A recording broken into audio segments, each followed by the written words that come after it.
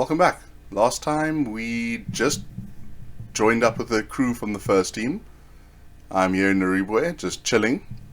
Next up, we're going to head over to Magma Rock, and with the treasure there, we're heading over to Loho. That'll let us break through the ice wall in the north and get to Brox. The Magma Rock is the final elemental rock to head through. We started with Ayers Rock in the whole beginning, moved on to Gaia and Aqua Rock after that. Aqua Rock first, then Gaia Rock. Each of them taught us special synergy that only the new main party could learn. Earth, Wind, Fire, Water. Water taught us Parch, Earth taught us Sand, Air taught us Reveal, a technique actually from the first game that they didn't need to go to Ayers Rock to learn.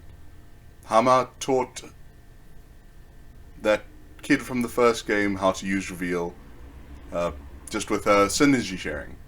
Unfortunately, no one was yet to teach Sheba that, so we had to go through the effort of learning it the old-fashioned way. This time around, we are learning something called Blaze. Blaze will be the primary technique we'll be using to get through Mars Lighthouse. Similarly to how we had to use the respective abilities of all the previous members to get through the other lighthouse, the Jupiter Lighthouse. We needed Reveal and Cyclone, but we also needed their abilities to get through the towers, which in this game were sort of stand-ins. So this is them showing you how it works. They fire little fireballs at each other, those fireballs do stuff. Now, the burst synergy that we learned a while ago, that is surprisingly the synergy we'll be using here.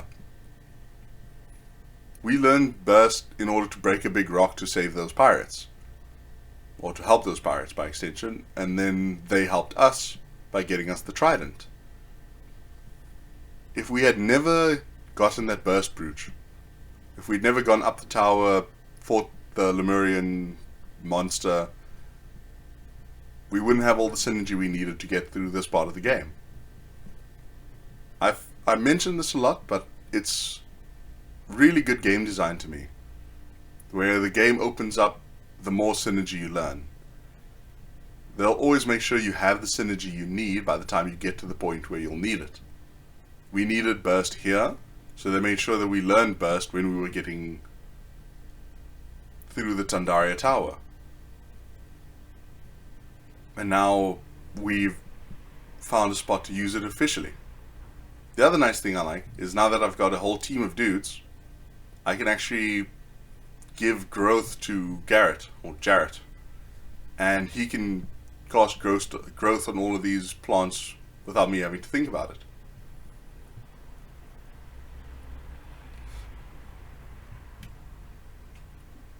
So remember, it's an earth gen to a fire user, or a fire gen on an earth user. So I know I said those things earlier, but I fell.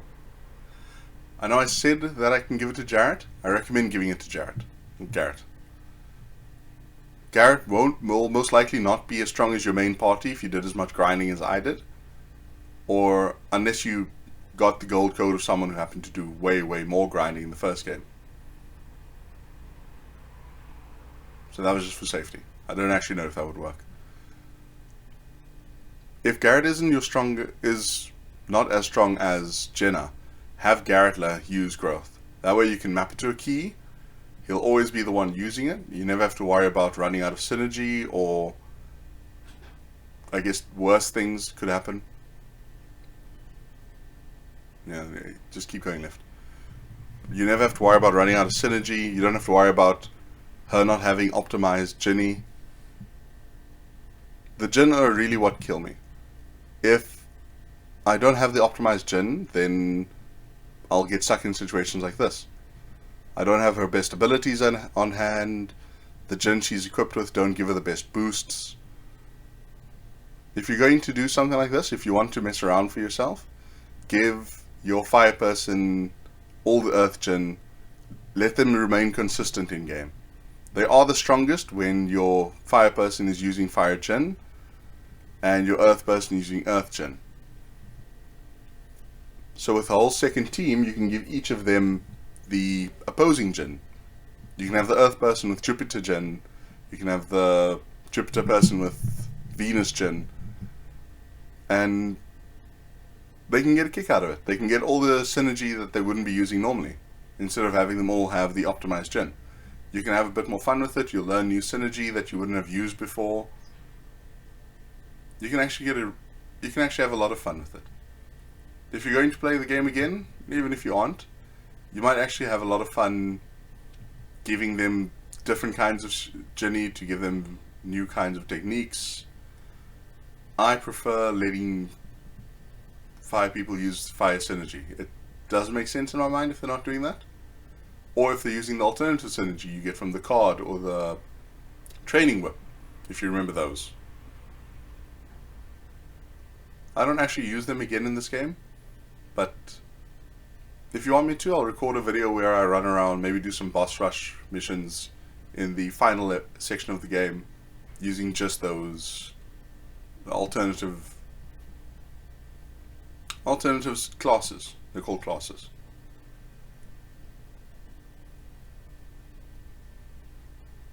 So I'm running around a bit iffy here. This is one of my least favorite puzzles. You have to hop onto the thing in such a way that it breaks properly. What I'm forgetting is that I can just hop over the left here. But now because I've messed up, the one I'm supposed to be hopping on is kind of hurt. Yeah, so now I have to leave the area, come back, repair that tower, like so, and then hop over. Ooh, a phoenix. So the phoenixes, and later on in the game, others as well, or other variations of them, they give mad experience.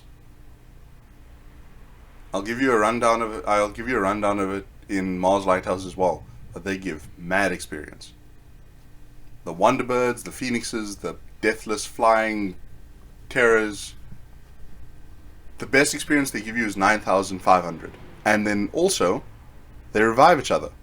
If you can find a team of 2 of those Phoenixes, again, I'll say this in the next video as well, you can kill one over and over and over, and the other, and its friend will try to revive it every time. The only trouble is they run from battle. If you happen to run into a pair of Phoenixes, one of them will bail. And if one of them bails, it hurts the technique. You can't revive an enemy who's run away. So if there are 2 Phoenixes, the one will revive the other, and then you kill it again. Then it will get revived again. You repeat that until you have all the experience you need. It's a great way to grind late game, which is what I did, and will do. Treasure! Ooh, salamander tail, and a forgeable item. We can use that to get ourselves some better equipment later. Oof. Again, I hate how strong these things are. And when there's only 2 of them left, you can't use anything that hits less than 3. Or 3 or less, actually. Its reach isn't far enough. You'll notice how I'm still using all the main character synergy. Don't do this. If you happen to be playing the game again, make use of the water girl from the first game. She has Wish. Wish also heals all allies. And again, because she's not going to be in the main party, you can waste their synergy as much as you want. Let them heal, let them solve puzzles, let them attack. But keep your main party in the battles. They need their synergy for battle synergy. Yep, yeah they are. Alright, so I'm not doing it here. They don't give enough experience for me to be farming them right now. Also, don't use fire attacks against them. Fire will not do well. They are technically fire type, so it'll do very little damage compared to Mercury techniques or even Earth techniques. There's just no point. Oh, this is in case I fall.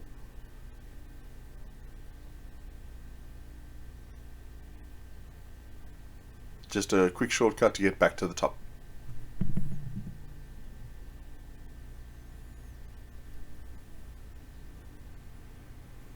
So you may have noticed that I'm just climbing around the outside of Magma Rock. This is fine. Magma Rock is kind of a quiet space to run around. It's not as complicated as Gaia Rock was. There's no dancing idol at the top or anything. There's just a different way to enter in, to get inside. So use burst on the flame sphere in the same way that we used douse on the water sphere, or whirlwind on those whirlwind towers. I'm curious what they could have had for Gaia, but growth was all they had. It was fine. I enjoyed the puzzle we went through to do Gaia Rock. It was fun.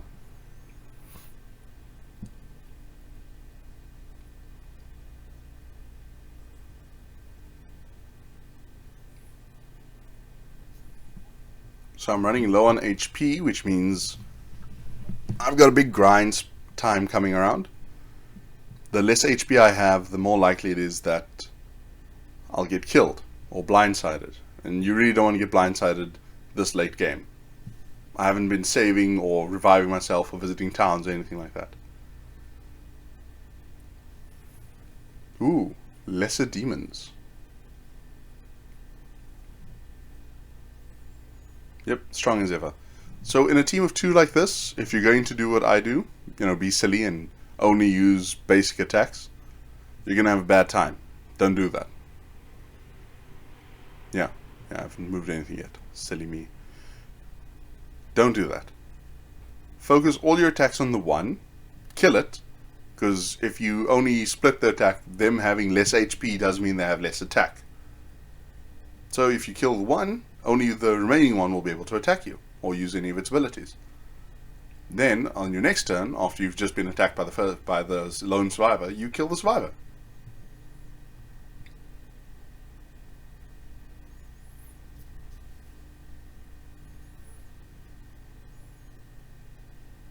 Something that is quite curious to me is who built the rocks.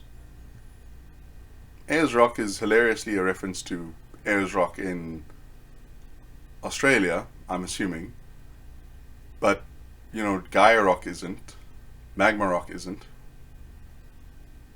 Yes, I do kind of have to floodgate the lava. Very well designed. It's designed specifically for you to be able to flood it with lava and then unflood it with lava. See, killed 1. Now kill the other 1. Done. Easy. If you know, it's actually even better if you know exactly how many of your... Right, so what I'm doing here is unnecessary. I don't know if I show you, but you can light the lava from the ground floor. It is designed so that you can trigger those tiny heads. You can trigger them from below them. Even if you're a block below, even if you're a stack below, you can still trigger them with your burst energy. Which means if you can trigger it, it means you can make the big head pour lava down on top of your head. If you happen to do that though, you will be floating in lava. Your sprite will hover above where the lava's energy is. Actually, let's see if I do it. Ah, no I don't. I'm supposed to go down here.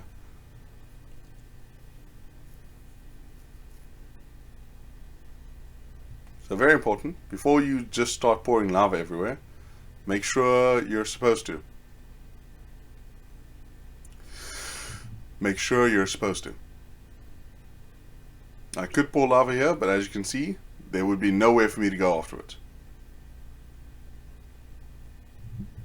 I really should have done a bit of grinding before I came in here. I'm actually very unleveled for these enemies.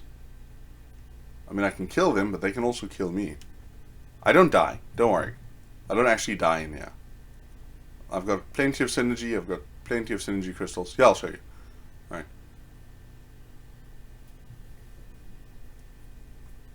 So, you make sure everyone is lined up correctly. When you're running around, one of the first puzzles to complete is to make sure you've moved all the platforms into the right space. When you drop lava on everything, You want to make sure that there's nothing messing you around. Ooh, Jenny. Huh, forgot he was in here.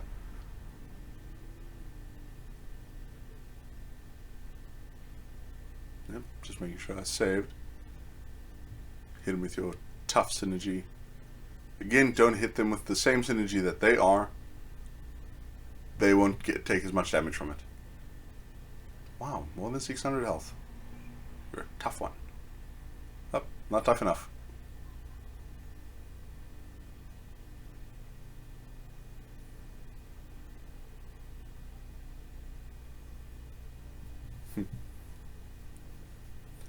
Got very little, actually very few gen compared to how many I need. It's okay. It's okay. So as you can see, even if you're underneath the statue, you can still activate the statue. Which means even if you're in the way of the lava, you can still make the lava fall on your own head. So now after doing all that, something right away? No?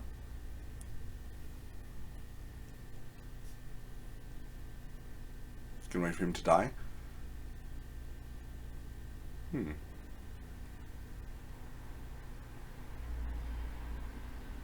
I'll get there. So, one thing I like to remind people, especially when playing random encounter RPGs, the encounters are designed in such a way that you should always be the right level for the next boss fight, just by doing the random encounters. The running is only preferable if you're definitely going to die. Don't run from a fight you can win. So in a game like this, by completing every random encounter you come across, you'll almost always be the right level for your next boss enemy. When I tend to play these games, I try to run from as many fights as I can, because they're in the way. And I see no value in wasting my time on a weak enemy that I know I can kill. It's the main reason why I always did poorly at these games. I was always underleveled. I'd get to a boss I couldn't beat because I was simply too weak to beat them. There's only so far strategy can actually take you in a turn-based fighter. Final Fantasy X was the same. My people were underleveled. I never had enough sphere levels or power to get them through whichever fight I happened to be in that day. I ended up getting creamed by some basic bosses. The first Sin Spawn fight KO'd me. The fight in... Ooh, yes, with that Super Sin Spawn. At the battle with the Alb, where you work with the Albed. Yeah, that creamed me. 6 times out of 10. It was such a hassle for me to just get through that space, because I was never strong enough to beat it. It could do more damage than I could do to it. I don't even think I had a piercing weapon on Orin at the time. I never optimized my equipment. So I never made sure that, in a fight like that, just on a tangent, now that I think about it, if you give Tidus a decent weapon and put piercing on it, he can take out the hands too. Because the armored claws are the worst part about that fight, because they protect the face, and the face is the one you're supposed to be dealing all the damage to. I would never save up their powerful abilities. Their triggers, I forgot what they're called now. So Tidus only had Slice and Dice. I never did any of the side missions, so Orin didn't have anything but Bushido Dragon Fang, which was my only ranged attack if Waka happened to get killed. I got my butt handed to me in those fights. And it wasn't until much, much later that I actually beat it. And by luck, not even by going out and grinding again. Because again, I didn't like grinding. When it came to games like that, I would normally rely on my brother. My brother was very good at grinding. He was 90% of the games he played, he would be grinding in them. Yeah, I'm very confused now. So in one particular game he played, he did a lot of grinding. It was Final Fantasy 12 actually. The King Bomb. That is as far as I got in Final Fantasy 12. Just running from as many encounters as I could, playing the game normally. If I thought I could beat an encounter before I started it, then I took it on. Not otherwise. So when it came to the King Bomb, I just couldn't deal enough damage to it. Not with their most powerful abilities, not with strategy, nothing. So in Golden Sun, it was different. I would run from a lot of fights, but I was still strong enough to get to do what I needed to do. And by the time I got this far, by some miracle, I realized I found ways around it. And eventually I learned grinding is not bad. Takes a bit of time, but if you're strong enough, you're unbothered. You do enough grinding early on. Ooh, Pokemon was another one. You do enough grinding early on, you get through it. Pokemon Emerald?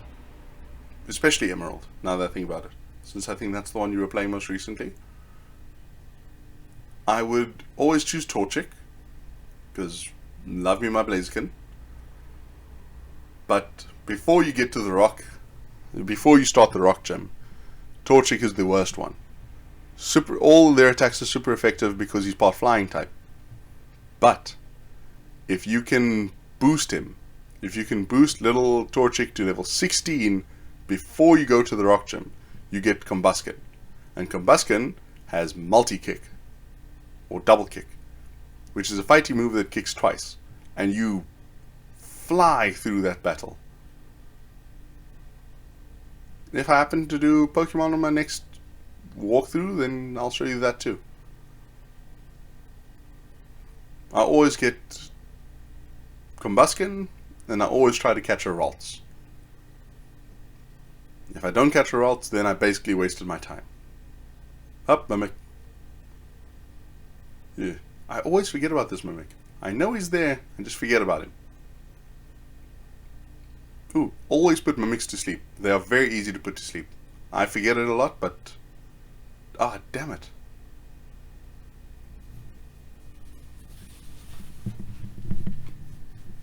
See, that's what I forgot to do. When they join your party, depending on what code you used, they might be full of trash. If they're full of trash, they're wasting precious space. When that happens, you have to sell all the trash equipment they got transferred with. Oh cool, I'm actually going to go do that now. Yeah, stuff it, let's go sell all this trash equipment.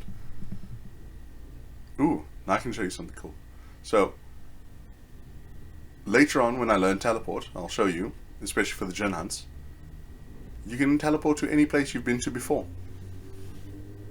Oh, the reason I'm doing this is because it can be a bit of a hassle. You jump out of your boat directly into the city, and then when you come out of the city you can't really get back into your boat, because now it's too close to the city.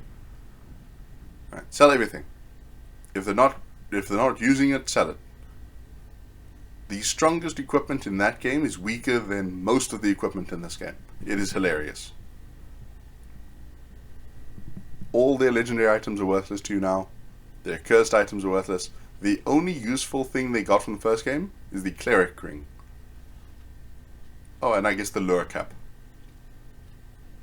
But that Cleric Ring, it cancels out all negative effects from a curse.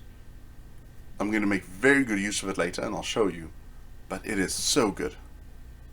All of this stuff, all worthless. Axes, swords, shirts, none of it's good. Sell it all. Hermes water, worthless too, but hang on to it. Yes, sell. When we go to make decent equipment out of all these materials, we'll buy it back. We will have more than enough money.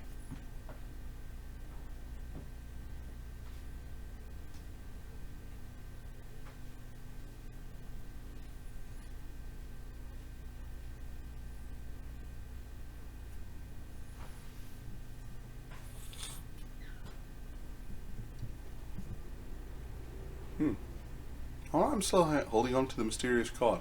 Totally unnecessary. Alright, off we go. That's a bit of a waste, by the way. This is a waste of synergy. Don't be me. Don't do this. Run the extra 30 feet. Run into those encounters. Kill them. Move on. Save the synergy.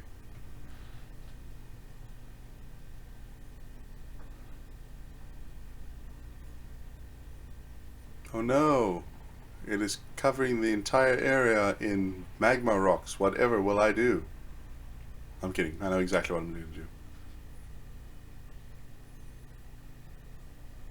So as usual, they make sure that if you get here without a fire adept, you die. You're going to be trapped here forever. Hilariously, there are no corpses, because you also can't get through this place without a fire adept. You don't have burst. Blaze. All it does is it moves fire from one spot to a new spot. It's actually very situational, and because there are so few dungeons left, there's nowhere to go back to where you can use blaze. Not really. Not that I've tested it. Alright, so here's what you gotta do. First you blaze the first torch, whoosh, and then you blaze the second one. Whoosh. Done and done.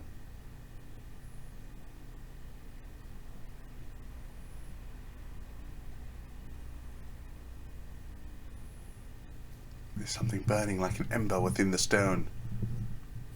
It's a magma ball. I just took that with my bare hands.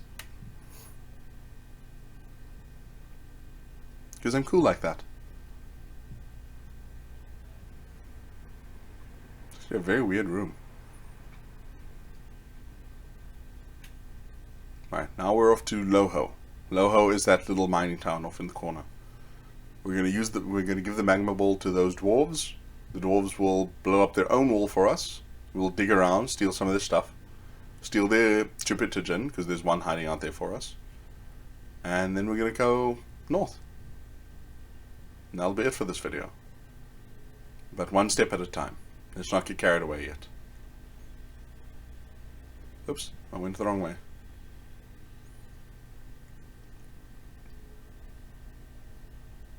So if you're in a landmass, rather don't fly unnecessarily over things. Fly when you're over here to avoid the enemies. I know I've mentioned it. The enemies in the Eastern Sea, once you've gotten your party back together, do not give you that much experience. It's not worth fighting. They're not worth fighting. Roll those dice. Yay, I guessed correctly. So you load this one up with the magma ball. And the magical cannon just does some damage.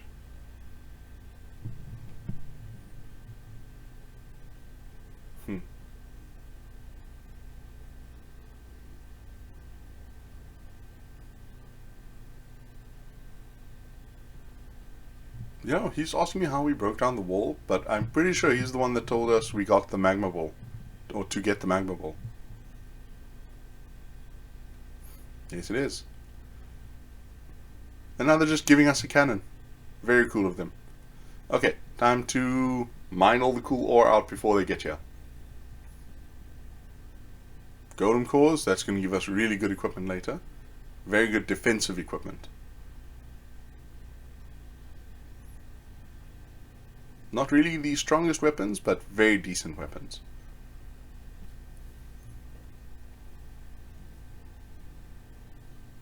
Nice. Okay. Ooh, don't forget about that guy I told you about the first time we came through Loho. This guy, who told us if you know where to dig, you'll always get something cool. So first things first, I'm going to show you what that cool thing looks like.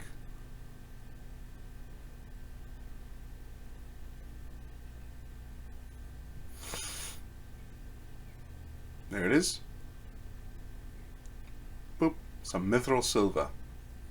That also gives good equipment. There's a rare possibility for getting a special longsword, which we will definitely be using later on. Good luck! You know, I've never come back to see if they actually excavate anything good.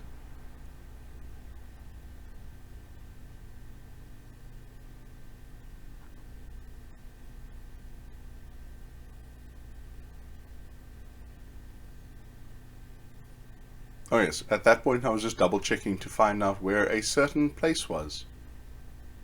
Yes, so I wanted a djinn, and that djinn is hiding from me. But I didn't find the place where that djinn is hiding. So instead I'm going to go north. Going to go north, going to do the lighthouse first. When I've done the lighthouse, then I'm coming back. Once I have teleport.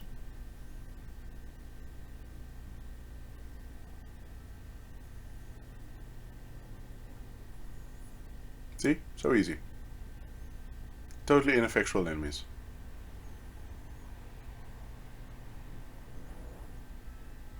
I'm like 20 levels higher than I was when I started the Eastern Sea.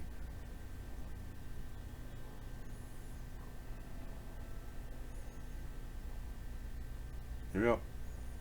I'm sorry about that.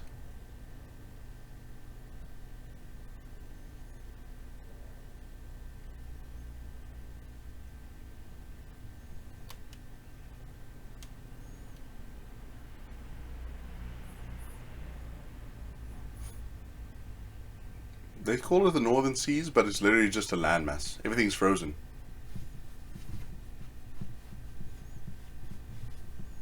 See? Can't move.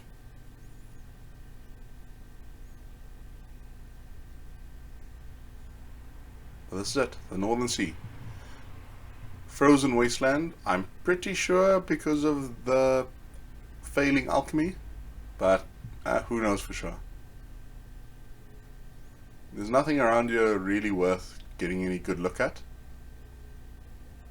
Ooh. There are no djinn up here. There's no treasure up here. There are no secret dungeons up here. Bit of a wasted opportunity, I think. But this is the end. Welcome to Prox. So on the next video, which I recorded 2 weeks ago, we're going through Mars Lighthouse. Once we're in Mars Lighthouse, we're going to use that teleport synergy we get in there to explore the world. Find all the optional bosses, find all the djinn, get all the secret summons. Then we're going to run straight back to Mars Lighthouse. And we're going to fight the Doom Dragon.